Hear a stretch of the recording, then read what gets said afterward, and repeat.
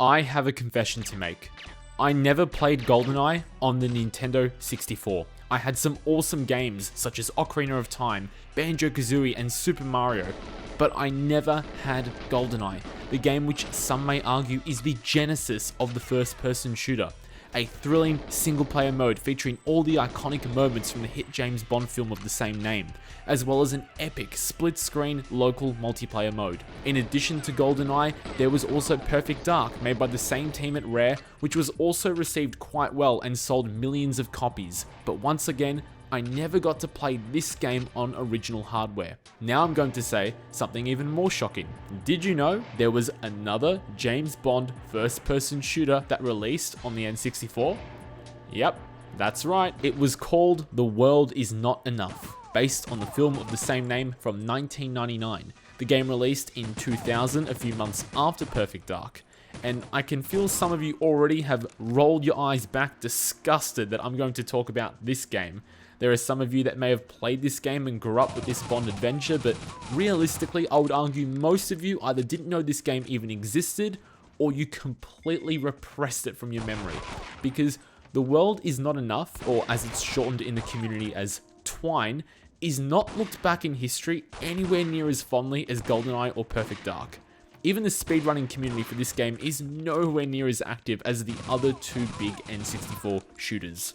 For me though, this was my first shooter that I grew up with, and I loved playing this game. Now, I'm not going to sit here and make the case that this game is better than GoldenEye or Perfect Dark, but I think this game does have some good qualities that completely fly under the radar. In this video, we're going to take a deep dive and discussion into TWINE. I will present some of the highlights, lowlights, and memorable moments throughout the game, identify what sets it apart from GoldenEye, and briefly theorize why it has avoided the spotlight compared to the original GoldenEye. I really do hope you enjoy. Just like GoldenEye, TWINE allows the player to take control of everybody's favorite, but not really so secret spy, James Bond, Agent 007. Across the game's 14 missions, you'll travel across the world in a variety of locations, featuring a desperate chase through the streets of Istanbul, a race against time in the London Underground, and a downhill firefight on the slopes of the Caucasus Mountains, just to name a few locations. Through it all, you'll be relying on not just a variety of weapons, each with their own feel and reload animations, which GoldenEye did not have, but you'll get to play with several Bond gadgets such as surveillance equipment, X-ray glasses, and a watch with plenty of features no 00 agent could live without. Like the first game, each of the 14 missions come with 3 separate difficulties: Agent, Secret Agent, and 00 Agent. Each difficulty not only increases the amount of enemies in the level and strengthening them so they deal more damage, but there can also be additional objectives to complete. For example, in the first mission, Courier, where Bond needs to retrieve a large sum of money owed to Sir Robert King, playing on Secret Agent adds an objective in which you need to wipe the video evidence before leaving the bank. The gameplay elements are very similar to GoldenEye. You'll be tasked with completing specific objectives, fighting through waves of bodyguards, terrorists, and other typical Bond baddies.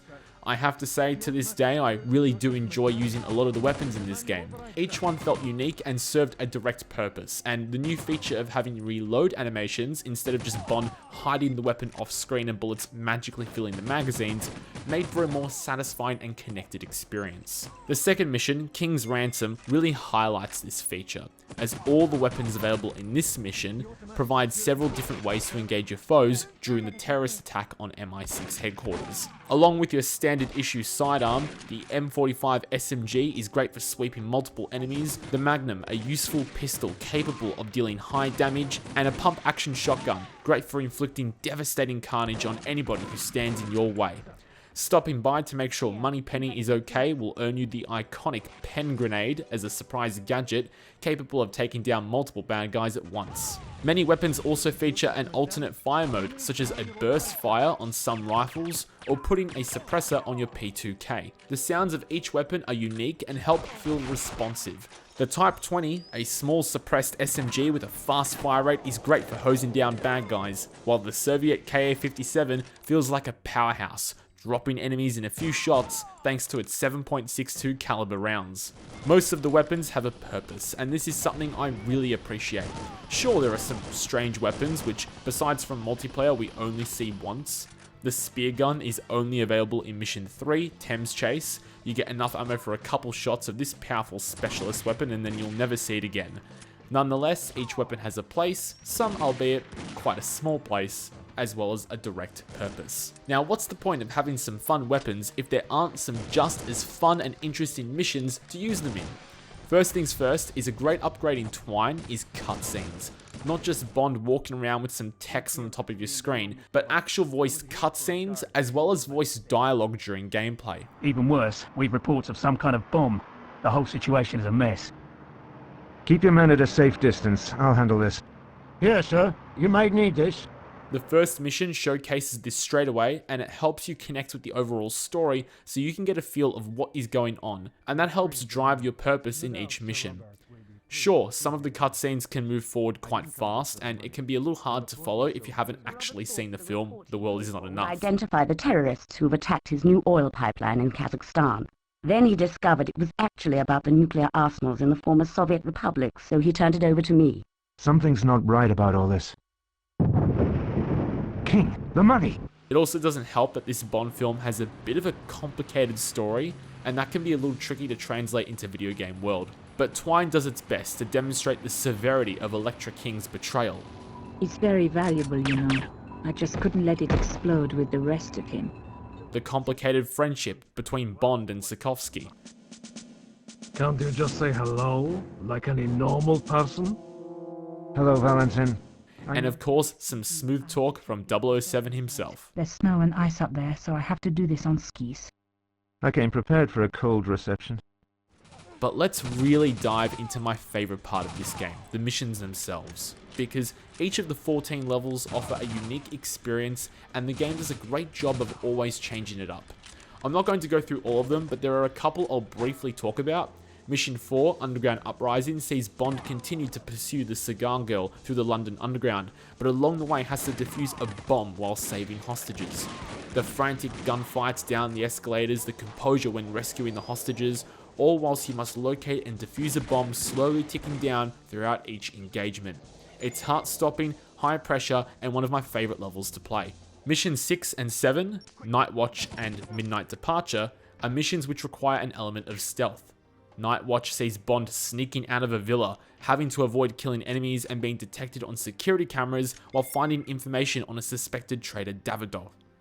There are a couple unique things about this mission, and it's one of those levels you either really love or really hate. You can't kill enemies, but you can use the stunner or darts feature on your watch to subdue them. You can also punch enemies down, which doesn't really make for thrilling gameplay, but it's a great change of pace from some of the frantic firefights. It can be a bit frustrating trying to avoid Electra's personal bodyguard Gabor, because if he spots you, then the mission is an instant fail. I personally found Midnight Departure to be a far more interesting level, as you can choose to take this mission quietly or go fully guns blazing. Sneaking through the forest, hunting for more info, cutting across rivers and carefully taking down guards is one possible route. You can even hop in the back of an army truck to travel closer to your destination, but you can ditch the supplied suppressed M95 and pick up a KA-57 and just go all guns blazing. But be prepared for the mercenaries to raise the alarm and send some reinforcements to take you down. Mission 11, City of Walkways Part 2, features a boss fight with an attack helicopter, which for me has been the absolute bane of my frustration on some of the tougher difficulties. And Mission 12, Turncoat, sees Bond follow the traitor Bullion throughout the streets of Istanbul, ducking in and out of buildings while saving hostages at every possible turn. It's one of the most fast-paced and full-on missions, which in order to beat requires precise gameplay and speed, as well as the skill to survive the ordeal long enough to make it to the end. You know what every iconic N64 game has? A water level. Usually one that is divisive and frustrating, and boy oh boy does Twine have a really special water level. Mission 14, the final level, Meltdown, will ensure some maximum frustration as Bond has to navigate the crashed submarine with the clunkiest swimming controls you'll ever see in your life. Not only will you have to manage your oxygen as you swim through the disorientating cramped submarine corridors, but you are against the clock as the main antagonist, Renard, is slowly overloading the nuclear reactor and you must eliminate him before this happens. I'm not going to sit here and pretend that I look forward to this particular level, but I can partially forgive it as it does the best it can with the N64 controls, and it is, after all, simply following the events of the movie, and I don't really see how this level could have been avoided. After a brief, celebratory cutscene with the Bond girl Christmas Jones, who in the movie is not only played by Denise Richards, but is considered to be one of, if not the worst Bond girl in the franchise, we get a credits roll, and the game is completed with the classic closing line, James Bond will return. We got to cover so many iconic locations and had some great set piece moments, played with a fun arsenal of weapons. But the fun does not end there, because this game promoted casual players to try their hand at speedrunning. You see, many levels have what is called a 007 award time. If you manage to complete a particular level at a particular difficulty in a quick enough time, you were given awards such as new playable characters, maps, and modes for when you boot up the multiplayer component of the game. I'll talk about multiplayer in a moment, but I want to dive a bit more into some of the 007 award times. I am not a speedrunner. I simply enjoy playing this game casually and reliving some of my childhood days. But I am so glad that this game encouraged me to get faster times with those incentives, because it makes me appreciate the work and effort that speedrunners go through in order to get really quick times. For example, getting a time of 4:25 on Thames Chase 00 Agent relies on speed and precision. Being able to get to the end of this level quickly while surviving can be quite a challenge. 2 minutes on Courier Secret Agent isn't too tricky, but which speedrunner doesn't love a good glitch, and this level has a really easy one allowing you to get a really fast time. You see, the starting objectives for this mission is to obtain the items in the safety deposit box and not harm any civilians.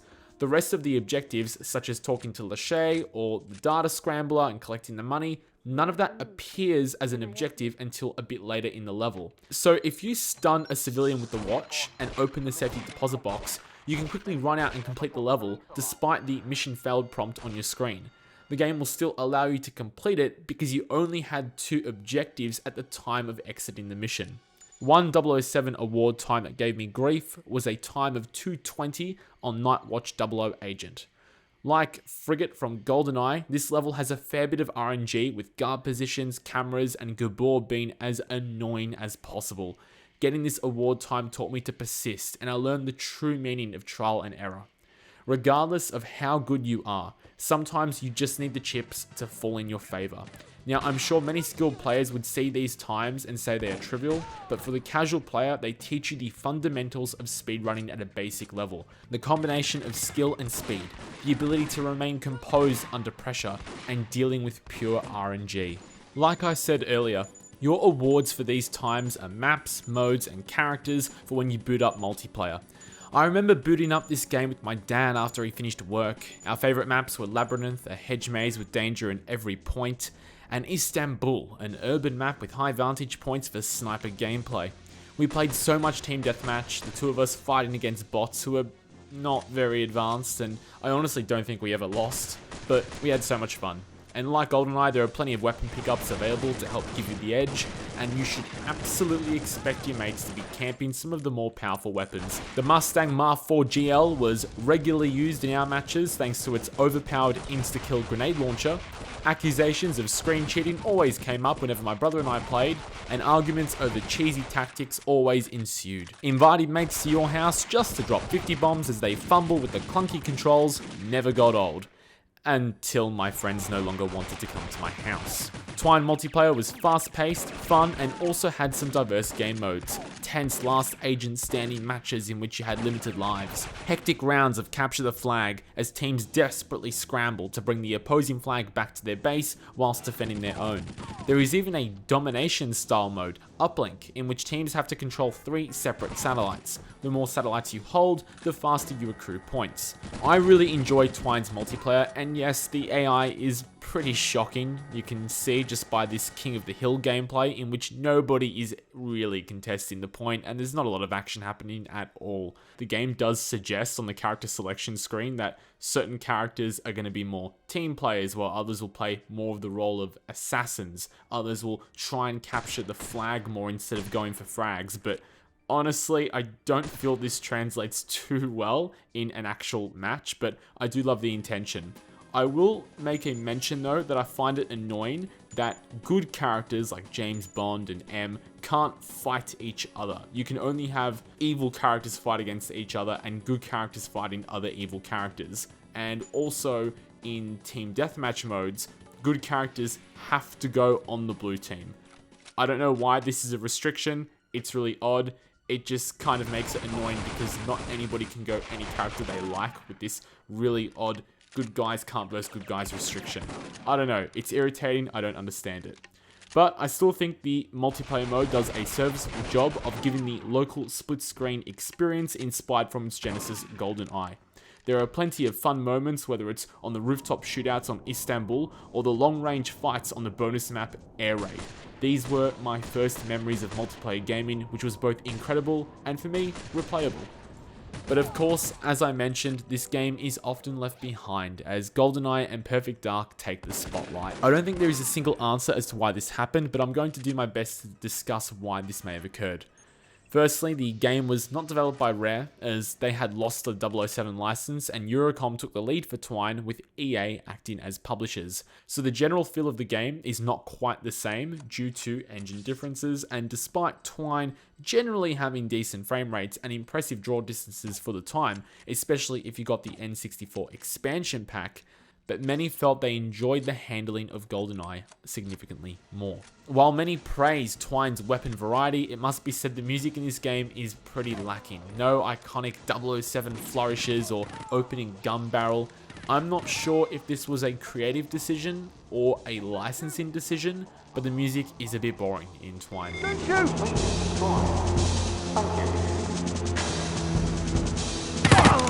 Another universal complaint about TWINE was the AI being pretty stupid on both the single player and multiplayer. The multiplayer AI does have a bit of a habit of just running around shooting with very little care for the objectives at times, which is why deathmatch modes tended to be the preferred way of playing against AI. And in single player, enemies must have had their eyes painted on because there are times where they just blatantly ignore you. Check out this moment in Night Watch, where I really shouldn't be in this area, but this gate provides immune protection, and this guard will continue his late night stroll.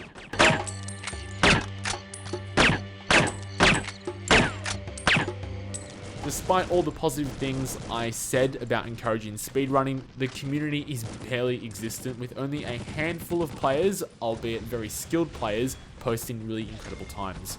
It never drew the same crowd as Goldeneye or Perfect Dark. There is an infamous story about a pause buffer glitch, especially on Cold Reception, the 5th mission, where someone discovered that after pausing, Bond's position would update for 1 frame, but the timer wouldn't start until after 2 frames. So you could theoretically reach a time of 0 over the space of 2 hours by simply pausing the entire time. Another key factor is the timing of this game's release. In 2000, the N64 was on the way out, with the GameCube release in 2001, but other rival platforms such as the PlayStation were also available. In fact, there was even a PlayStation release of TWINE, although it was not received very well and didn't have a multiplayer mode. For all the highlights and flaws that The World Is Not Enough had on the Nintendo 64, it ultimately didn't quite capture the magic that Goldeneye had. It's quite hard to put a finger on exactly what it was and to describe it in words, and to call it a fail would be quite harsh, as while the game didn't sell over 8 million copies like Goldeneye, it still cracked 1 million sales. Be it the different engine, poor AI, a late release window after Perfect Dark, or not having that intangible magic, TWINE, despite being a visually impressive shooter, has since then been largely discarded. I wonder if you had people play Goldeneye and TWINE without any historical context or prior experience, which game would they prefer? And for me, it's very hard to accept that Goldeneye is considered the better game because I simply never grew up with it. So trying to understand why TWINE never reached the same success is almost confronting, as I'm told that I played the inferior N64 shooter.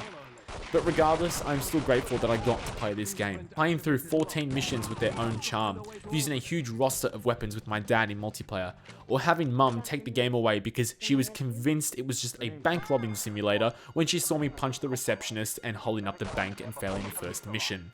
Please write in the comments if anybody else did that or if I just had a troubled childhood. Replaying this game, trying to challenge myself to beat the 007 award times and really diving into what I enjoyed about this title was not just a walk down memory lane, but a bit of a cathartic experience as I haven't touched this title in a long time. Call it being sentimental or nostalgic, but this game really does have a special place in my heart. If you had played this game as a kid or if you'd never heard of it, I would love to hear what you've got to say in the comment section below. I try and respond to as many comments as I can because I love hearing the discussion and different perspectives people had. If you did enjoy this video, please leave a like, share it around with a friend, and even consider subscribing to the channel. I love writing reviews and impressions on newly released games, but I do have a couple other retrospective pieces in mind that I would love to make in the future. Once again, thank you so much for watching. I really do hope you enjoyed this video. Lancey out.